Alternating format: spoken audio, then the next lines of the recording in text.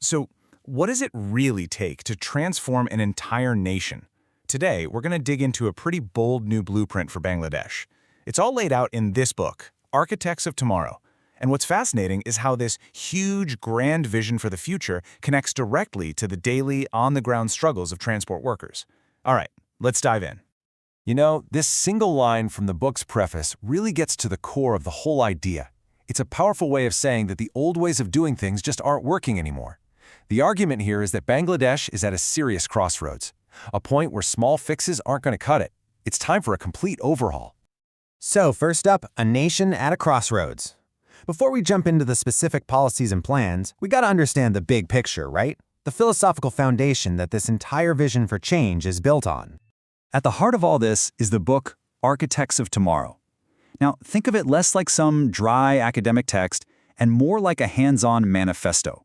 The author, Guru Dilawar Hossain, he isn't just pointing out what's wrong, he's actually laying out a strategic roadmap to build what he calls a state of profound trust and prosperity. The book argues that progress is basically being blocked by these four massive, interconnected challenges. See, it's not just about poverty and isolation, but about how systemic corruption makes it worse. It's not just about inequality, but how social injustice keeps it locked in place. The author sees these as these deep-rooted shadows that you have to tackle all at once, not one by one. Okay, Section 2, Voices from the Streets. So, how does a grand, sweeping national philosophy actually translate to real life? Well, we're about to find out. We're zooming way in on one critical group, the transport workers. Their fight for fairness is basically a perfect example, a microcosm of the entire nation's struggle. Police harassment and extortion must stop. I mean, this isn't just some catchy slogan. For countless workers, this is their daily reality. This one demand brings that abstract idea of systemic corruption right down to the street level. It shows you exactly how it impacts a person's ability to just earn a living. And here's the organized response to that reality. Workers have actually rallied under the banner of the Taka initiative.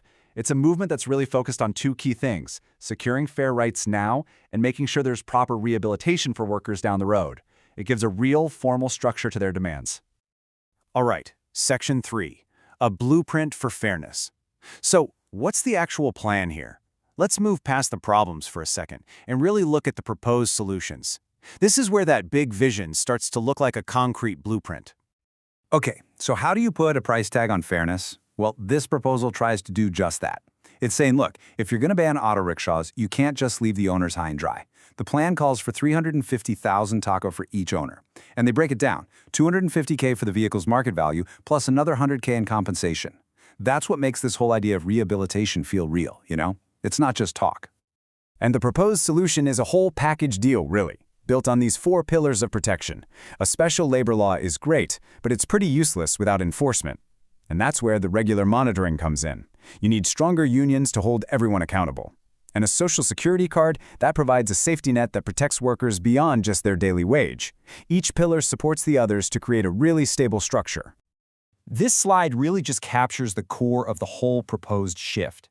The goal is to leapfrog from what the plan calls a medieval system of human-powered transport to a modern one. And it's about so much more than just technology. It's about replacing a culture of harassment and injustice with a system of real legal protection and safety. Okay, final section, Architects of a New Era. Let's connect all the dots now.